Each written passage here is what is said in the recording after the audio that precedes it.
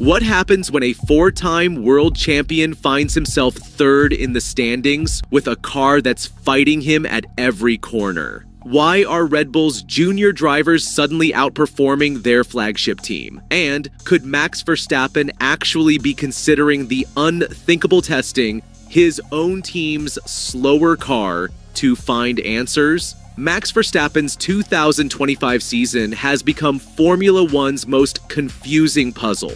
The man who dominated the sport for years is now wrestling with a Red Bull RB21 that seems determined to work against him. But here's what makes this story even more intriguing. While Verstappen struggles in the main team, Red Bull's junior outfit Racing Bulls has been quietly showing them how it's done. The numbers tell a brutal story about Verstappen's season. With only 4 wins to his name, he's sitting third in the championship, a position that would have been unthinkable just months ago. The RB21 has developed what can only be described as a personality disorder. One corner it's oversteering, sending the rear end sliding wide. The next corner it's understeering, pushing the front wheels straight ahead regardless of where Verstappen wants to go. This isn't just about setup issues that can be fixed with a few clicks of the wheel. The general balance problems run deeper, creating the kind of inconsistent results that have become Verstappen's unwanted trademark this season. But here's where the story gets interesting and frustrating for Red Bull. While Verstappen battles his uncooperative machine, the Racing Bulls team has been quietly making their VCARB02 the easier car to drive. The data shows their drivers scoring better points and achieving more consistent performances. The irony is impossible to ignore. Red Bull's junior team has built a more competitive package than their championship-winning operation. The driver musical chairs between the teams only highlights this problem. When Liam Lawson moved from Racing Bulls to Red Bull Racing and Yuki Tsunoda remained in the mix, the performance gap became even more apparent. The Racing Bulls car simply allows drivers to extract more from their talent, while the RB21 seems to drain confidence with every session.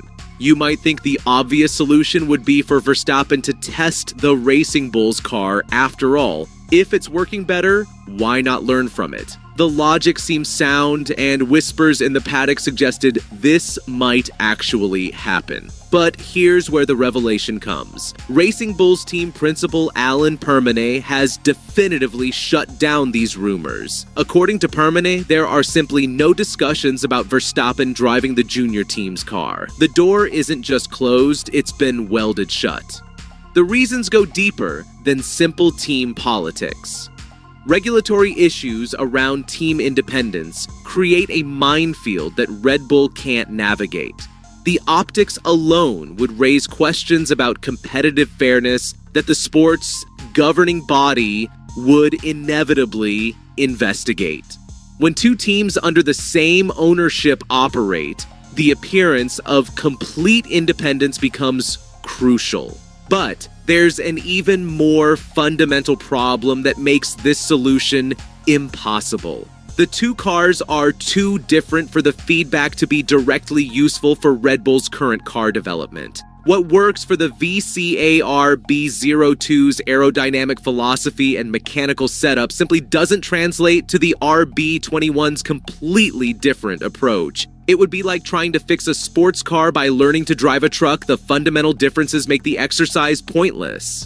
But wait, there's something Verstappen himself hasn't been telling us about this situation, and his response might be the most telling part of this entire story.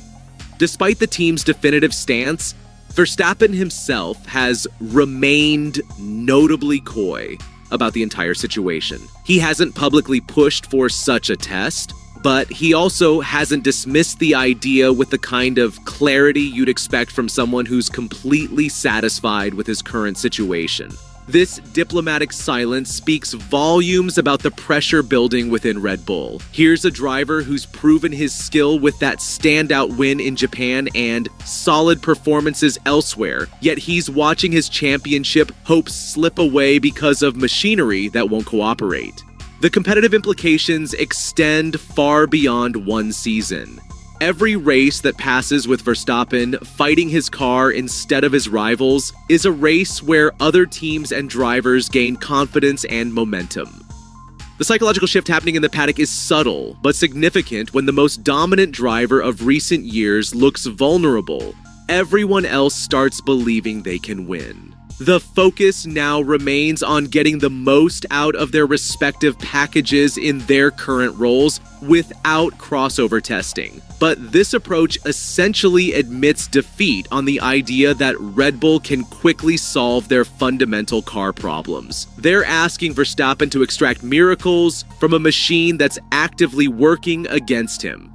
What makes this situation even more precarious is the timing. While Red Bull struggles with their car development, their competitors aren't standing still. Every weekend that passes with the RB21's balance issues unresolved is another weekend where the championship fight moves further away from Red Bull's control. This brings us to the questions that will define the rest of Verstappen's season and potentially his career trajectory. Can Red Bull's engineers solve the fundamental balance problems that have plagued the RB21 without borrowing lessons from their junior team?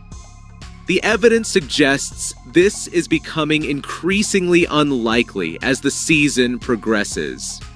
The pattern we're seeing raises deeper concerns about Red Bull's development direction. If their junior team can create a more drivable car with fewer resources, what does that say about the efficiency and focus of the main operation? These aren't questions that can be answered with simple setup changes or aerodynamic tweaks. Perhaps most intriguingly, how long can Verstappen maintain his diplomatic silence about the situation?